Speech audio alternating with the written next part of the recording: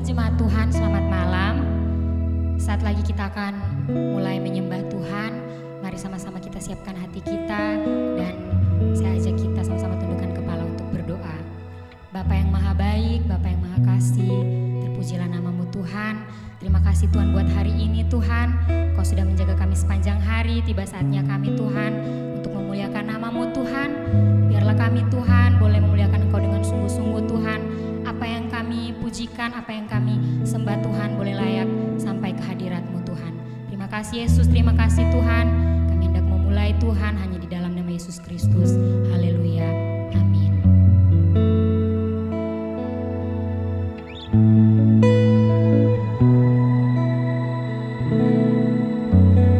Dari semula telah Kau tetapkan hidupku dalam tangan-Mu, dalam rencana-Mu Tuhan. Rencana indah telah Kau siapkan bagi masa depanku yang penuh harapan. Sebuah baik, apa yang telah Kau perbuat di dalam hidupku. Sebuah baik, sungguh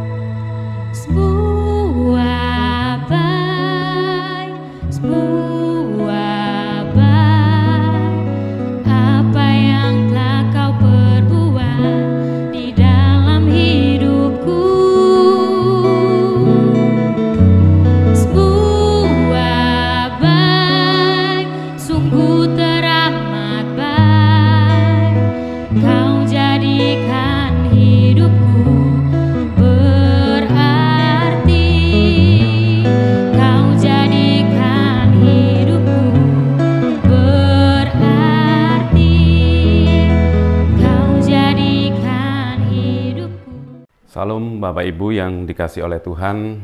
Kita sudah memuji dan memuliakan nama Tuhan. Saatnya kita akan mendengarkan kebenaran firman Tuhan. Namun sebelumnya mari kita berdoa. Tuhan, kami sungguh bersyukur buat anugerah demi anugerah yang Kau limpahkan dalam kehidupan kami.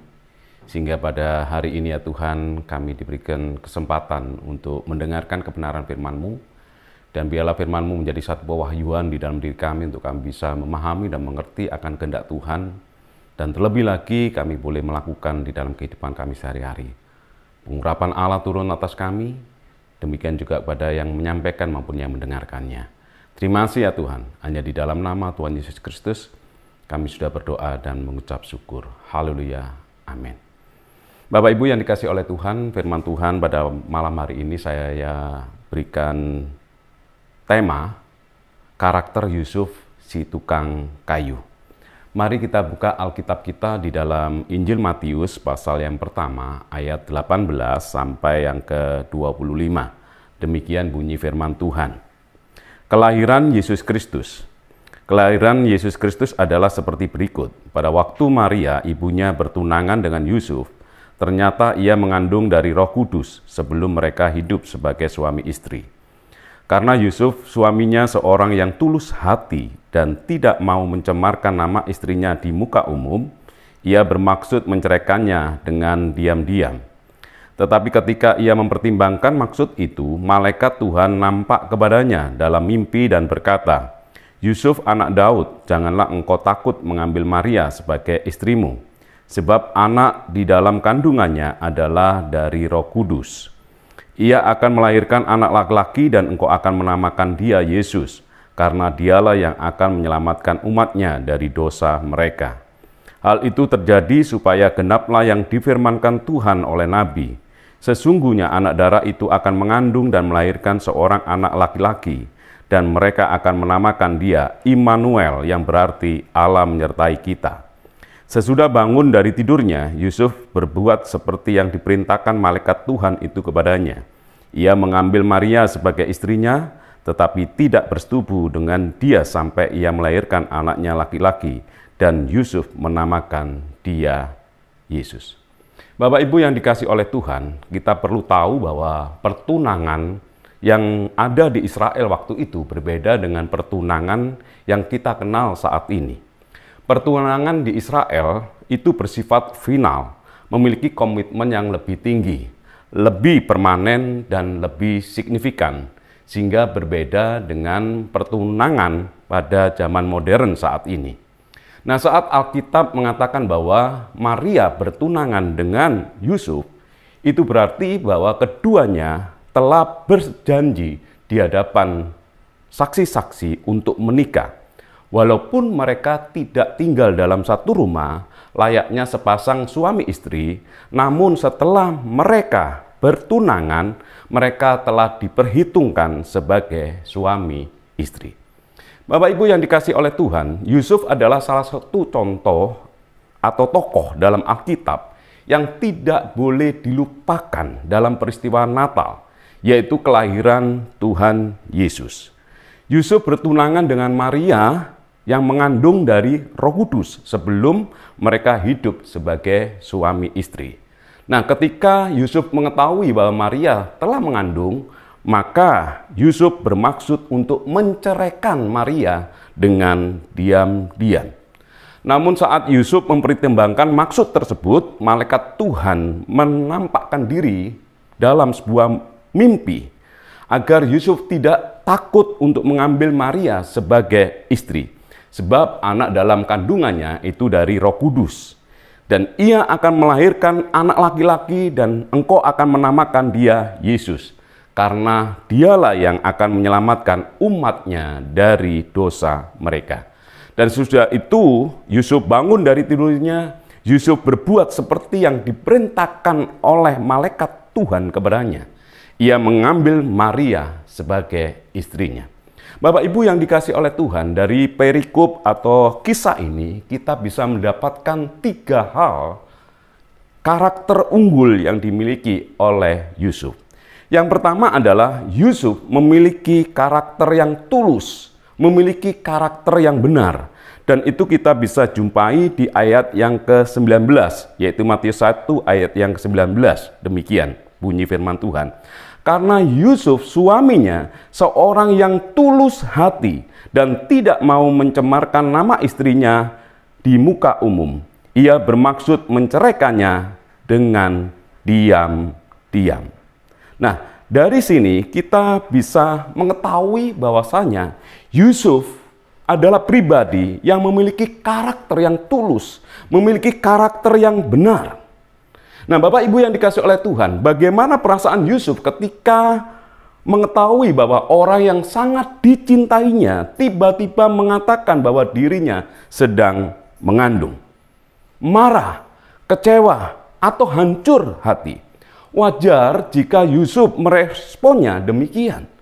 Namun sikapnya ketika mengetahui bahwa Maria itu telah mengandung dan dia mau menceraikan secara diam-diam menjadi bukti bahwa Yusuf adalah seorang laki-laki yang baik, seorang laki-laki yang bertanggung jawab, seorang laki-laki yang selalu menjaga kehormatan Maria. Dan Yusuf tidak ingin bahwa keadaan atau kondisi yang sedang dialami oleh Maria itu menjadi bahan olok-olok bagi banyak orang. Sebenarnya Yusuf memiliki hak untuk apa? Untuk menceraikan Maria. Karena Yusuf menganggapnya bahwa Maria tidak setia kepadanya. Yusuf juga memiliki hak untuk mengumumkan ketidaksetiaannya kepada para pemimpin agama. Dan konsekuensinya nantinya bahwa Maria harus menghadapi hukuman rajam karena dianggap telah berbuat zina. Tetapi semuanya itu hak-hak yang dimiliki oleh Yusuf tidak digunakannya. Justru ketika Yusuf mengetahui bahwa Maria telah mengandung, Yusuf bermaksud untuk menceraikannya secara diam-diam. Yusuf tidak memikirkan dirinya sendiri. Yusuf tidak memikirkan nama baiknya. Yusuf juga tidak memikirkan posisi terhormat di masyarakat. Tetapi yang dipikirkan oleh Yusuf adalah justru keadaan Maria yang saat itu sedang mengandung. Dan ini adalah sesuatu yang ironis.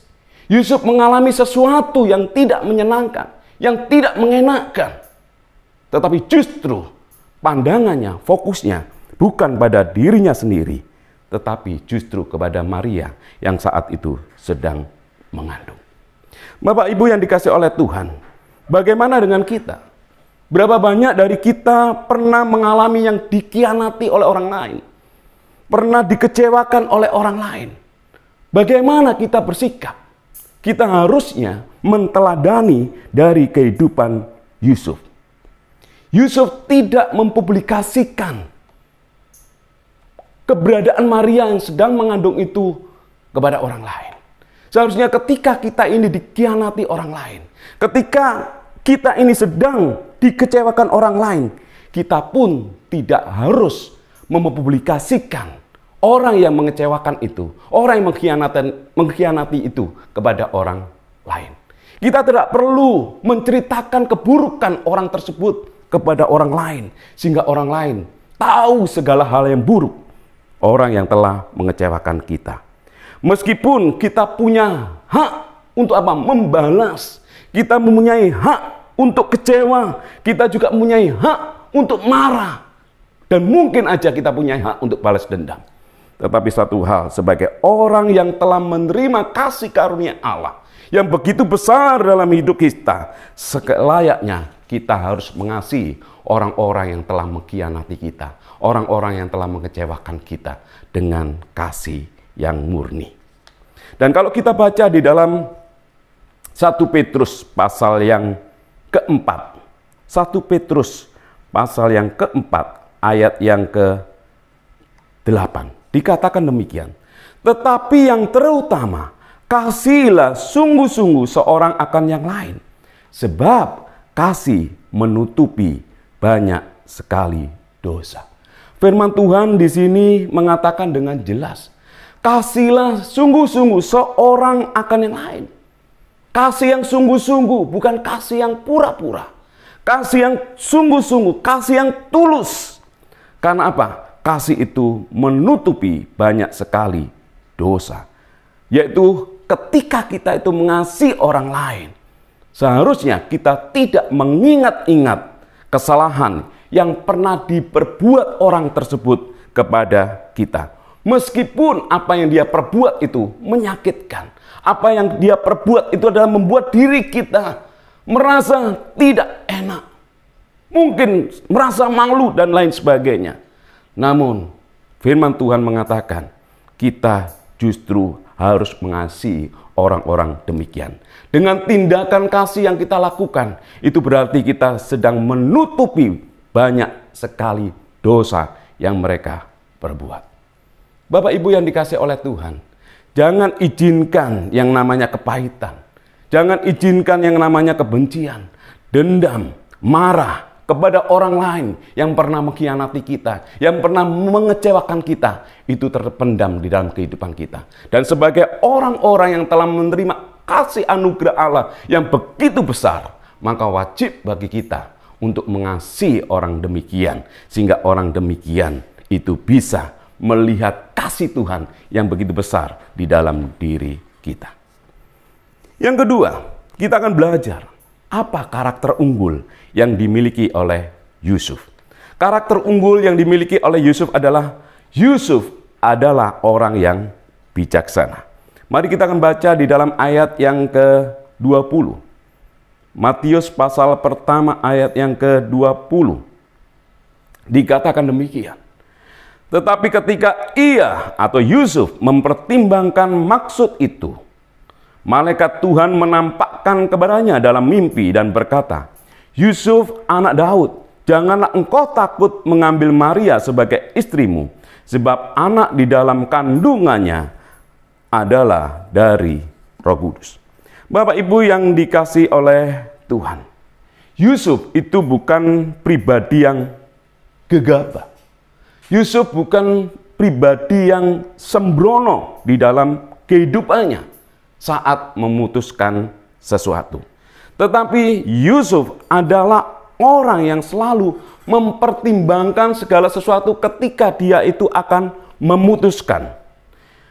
Mempertimbangkan di sini adalah salah satu sifat sebagai orang yang bijaksana.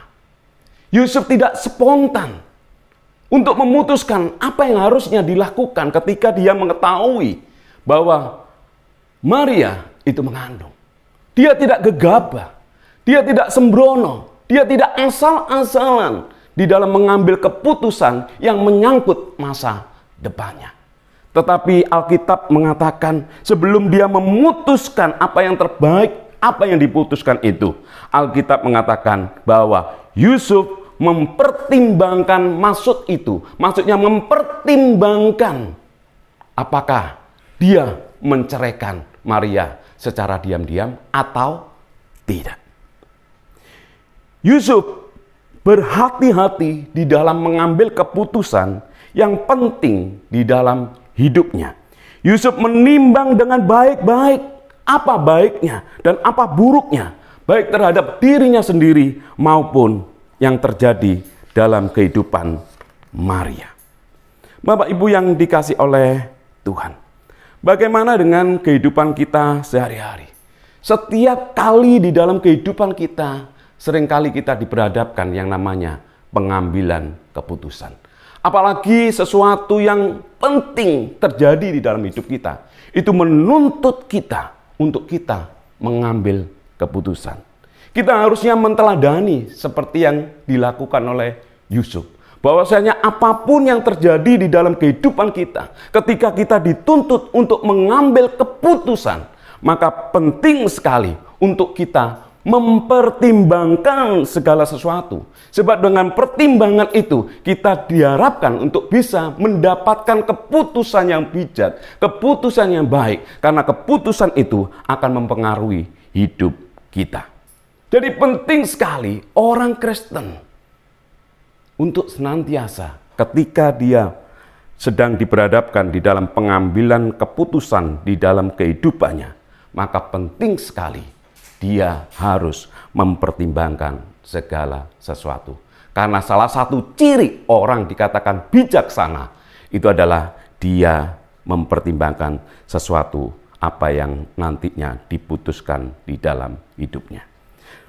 Nah, kalau kita baca di dalam Amsal pasal yang ketiga, Amsal pasal yang ketiga, ayat yang ke-21, dikatakan demikian.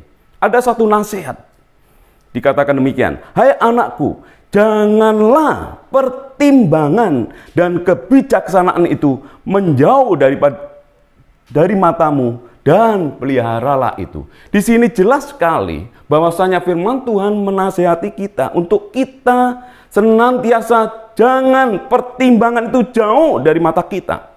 Justru pertimbangan dan kebijaksanaan itu jangan sampai jauh dari mata kita dan senantiasa terpelihara. Kita pelihara di dalam kehidupan kita. Sehingga di dalam segala hal yang terjadi dalam hidup kita, ketika kita memutuskan sesuatu yang penting, menyangkut masa depan kita, menyangkut pekerjaan kita, menyangkut pelayanan kita, menyangkut segala hal yang ada di dalam hidup kita, maka penting bagi kita, firman Tuhan mengatakan apa? Untuk melakukan pertimbangan di dalam diri kita. Bapak Ibu yang dikasih oleh Tuhan, hidup kita yang saat ini kita hidupin, itu merupakan hasil keputusan masa lalu. Dan keputusan yang kita buat hari ini, itu akan mempengaruhi masa depan kita.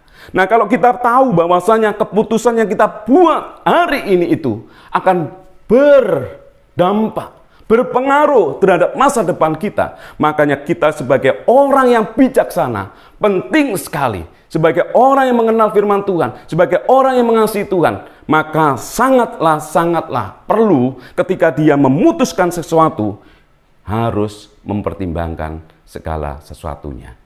Karena apa? Karena keputusan kita hari ini itu akan mempengaruhi masa depan kita.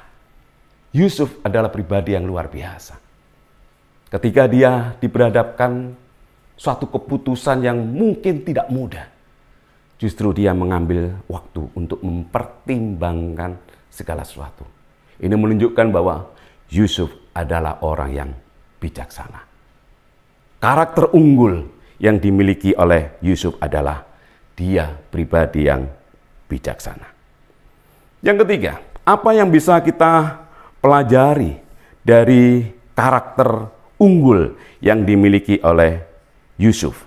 Kalau yang pertama, kita belajar dari ketulusan hidup daripada Yusuf. Dan yang kedua, kita belajar dari karakter unggul yang dimiliki oleh Yusuf adalah dia adalah pribadi yang bijaksana. Dan ketiga, namun sebelum ketiga, kita juga harus tahu bahwa kebijaksanaan itu tidak serta-merta muncul begitu saja. Tetapi kebijaksanaan yang muncul di dalam kehidupan kita itu oleh karena kita mentaati firman Tuhan. Dengan kita mentaati firman Tuhan, dengan kita belajar untuk melakukan firman Tuhan, apa yang Tuhan maui di dalam hidup kita, kita laksanakan. Itu akan membentuk hidup kita menjadi orang yang bijaksana. Mari kita baca di dalam Mazmur 119. Mazmur 119. Ayat yang ke-98. Mazmur 119 ayat yang ke-98. Dikatakan demikian. Perintahmu membuat aku lebih bijaksana daripada musuh-musuhku, sebab selama-lamanya itu ada padaku. Firman Tuhan dengan jelas sekali. Perintahmu, firmanmu membuat aku lebih bijaksana. Ketika seorang dalam kehidupannya terbiasa melakukan firman Tuhan, taat sesuai hidup sesuai dengan firman Tuhan, maka di dalam hari-hari yang dia jalani, dia akan menjadi orang yang bijaksana dan lebih bijaksana dan lebih bijaksana. Dia akan menjadi orang yang terus-menerus di dalam hidupnya menjadi orang yang bijaksana. Makanya penting sekali sebagai orang yang saat ini percaya kepada Tuhan, sebagai pelayan Tuhan, sebagai hamba Tuhan, untuk tetap menjadi orang yang mentaati firman Tuhan. Hidup sesuai dengan firman Tuhan. Ketika orang Kristen hidup sesuai dengan firman Tuhan, mentaati kebenaran firman Tuhan, saya yakin dan percaya hidupnya senantiasa hidup lebih bijaksana dari hari yang sebelumnya. Dan marilah kita sebagai orang yang mengenal Tuhan, sebagai orang yang percaya kepada Tuhan, untuk menghidupi firman Tuhan di dalam hidup kita, sehingga di dalam hari-hari kita disebut sebagai orang yang bijaksana. Kemudian yang ketiga, apa yang kita pelajari dari Yusuf yang memiliki karakter unggul? Yang ketiga adalah Yusuf seorang yang taat pada perintah Tuhan. Coba kita baca kembali di dalam Matius pasal yang pertama, ayat yang ke-24. Dikatakan demikian. Sesudah bangun dari tidurnya, Yusuf berbuat seperti yang diperintahkan malaikat Tuhan itu kepadanya. Ia mengambil Maria sebagai istrinya. Setelah pertemuannya secara pribadi dengan malaikat Tuhan dalam mimpi, agar Yusuf tidak takut dan tidak ragu-ragu mengambil Maria menjadi istri, Yusuf tidak perlu menunggu 1 hari atau 3 hari, bahkan seminggu untuk melaksanakan daripada apa yang dikatakan oleh malaikat. Tetapi Alkitab dengan jelas mengatakan Yusuf berbuat seperti yang diperintahkan oleh malaikat itu pada saat dia bangun dari tidurnya. Pada saat dia bangun dari tidurnya, setelah dia berjumpa dengan malaikat Tuhan dalam mimpi, maka apa yang dikatakan oleh malaikat Tuhan itu langsung dilaksanakan setelah Yusuf bangun dari tidurnya. Yusuf tidak menunda-nunda daripada firman Tuhan. Yusuf tidak menunda-nunda untuk mentaati dan menjalankan daripada firman Tuhan di dalam hidupnya. Dia tidak menunggu 1 hari kemudian, atau 3 hari kemudian, atau 1 minggu kemudian, baru kemudian dia melakukan apa yang dikatakan oleh malaikat Tuhan. Enggak. Tetapi justru di sini kita ketahui, Yusuf langsung mentaati firman Tuhan. Karena apa? Karena apa yang dikatakan oleh malaikat Tuhan itu adalah hal yang terpenting dan tidak perlu ditimbang-timbang lagi, tidak perlu diperhitungkan lagi. Tetapi firman Tuhan itu tidak perlu kita perhitungkan untung dan ruginya. Tetapi bagi Yusuf, firman Tuhan itu harus dilakukan di dalam kehidupannya sehari-hari. Dan langsung seketika itu juga. Bagaimana dengan kita? Apakah ketaatan akan firman Tuhan itu harus kita tunggu 2 atau 3 hari atau bahkan 1 minggu kemudian? Kalau kita memandang bahwa firman Tuhan itu adalah hal yang terpenting di dalam hidup kita. Ketika Tuhan menegur kita, ketika Tuhan menasehati kita, ketika Tuhan berbicara secara pribadi, mungkin melalui pembacaan firman Tuhan, mungkin melalui khotbah-khotbah dari hamba-hamba Tuhan yang kita dengar. Harusnya kalau itu menjadi satu teguran, nasihat, bimbingan, harusnya langsung kita lakukan. Kita tidak perlu menunggu 1 hari, 2 hari, 1 minggu kemudian untuk kita lakukan. Karena apa? Karena firman itu penting di dalam kehidupan kita. Ketaatan kepada Tuhan adalah kunci penting dalam kehidupan Yusuf yang membawanya menjadi tokoh penting dalam sejarah keselamatan. Bagaimana kehidupan dan karakter unggul daripada Yusuf ini menginspirasi banyak orang saat ini, dan saya yakin sampai selama-lamanya. Ketaatan Yusuf terhadap firman Tuhan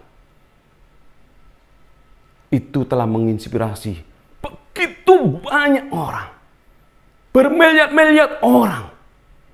Setelah membaca kisah daripada Yusuf ini, mereka mendapatkan sesuatu yang benar di hadapan Tuhan. Perkataan Yusuf, tindakan Yusuf ketaatan Yusuf telah menginspirasi banyak orang. Dulu, sekarang, bahkan sampai selama-lamanya. Dan ketaatan Yusuf kepada Tuhan itu bukan ketaatan barter. Bukan ketaatan yang didasari oleh timbal balik. Tidak.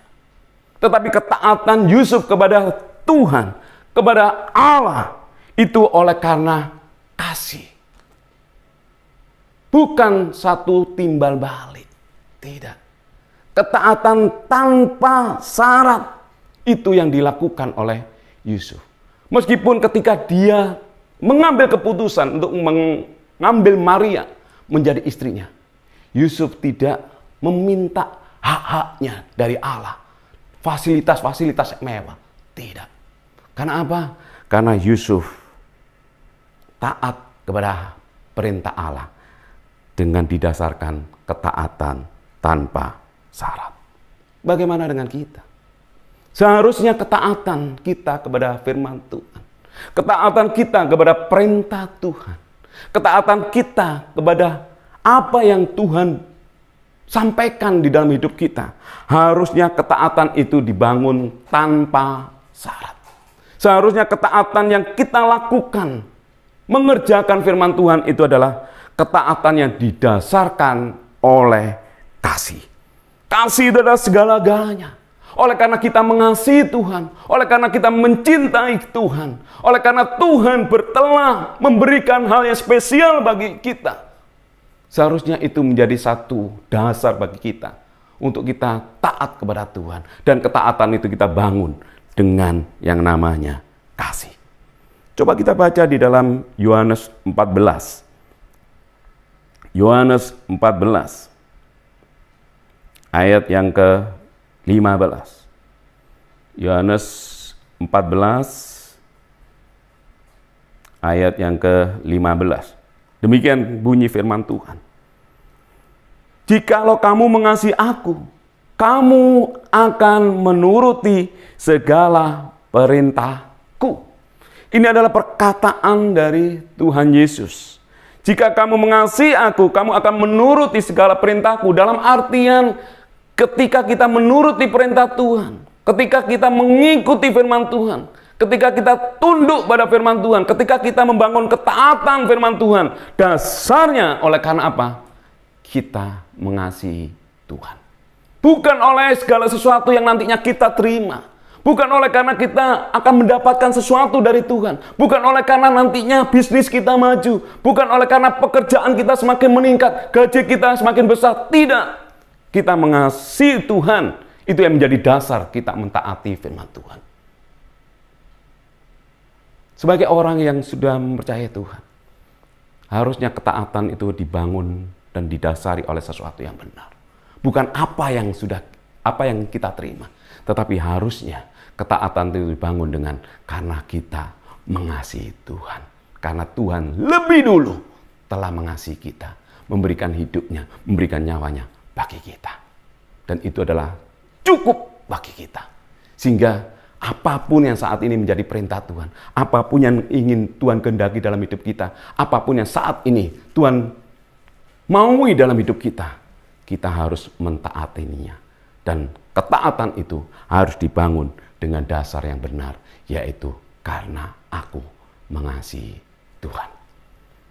Dan biarlah firman Tuhan yang kita dengar pada hari ini, itu menjadikan diri kita semakin hidup berkenan di hadapan Tuhan. Marilah kita menteladani karakter unggul yang dimiliki oleh Yusuf. Bahwa dia adalah pribadi yang tulus hatinya. Bahwa dia adalah pribadi yang memiliki kebijaksanaan. Hati yang bijaksana. Dan juga Yusuf adalah pribadi yang selalu taat kepada perintah Tuhan.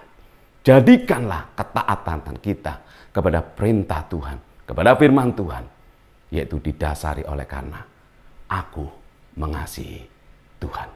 Dan kiranya firman Tuhan yang kita dengar pada hari ini boleh menjadi berkat bagi kita semua. Amin. Tuhan Yesus memberkati. Mari kita berdoa. Tuhan, kami sungguh bersyukur oleh anugerah dan kasih setia Tuhan dalam kehidupan kami. Sehingga pada hari ini ya Tuhan, kami boleh mendengarkan kebenaran firman-Mu. Ajar diri kami untuk menteladani karakter unggul yang dimiliki oleh Yusuf. Bahwa Yusuf adalah pribadi yang memiliki ketulusan hati. Pribadi yang memiliki hati yang bijaksana. Pribadi yang selalu taat terhadap perintah Tuhan. Ajar Tuhan untuk kami bisa melakukannya di dalam kehidupan kami sehari-hari. Memang tidak mudah, tapi Roh Kudus memberikan kemampuan. Roh Kudus memberikan kesanggupan kepada kami. Sehingga dimanapun kami berada, kami rindu ya Tuhan. Kami boleh menjadi berkat bagi kehidupan orang lain.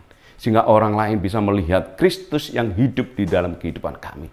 Sehingga mereka boleh menteladani kehidupan kami. Dan mereka boleh memuliakan Allah yang hidup di dalam kehidupan kami. Terima kasih ya Tuhan. Dan biarlah kebenaran firman-Mu ini tertanam di dalam hati kami. Berakar, bertumbuh, dan berbuah untuk kemuliaan nama Tuhan.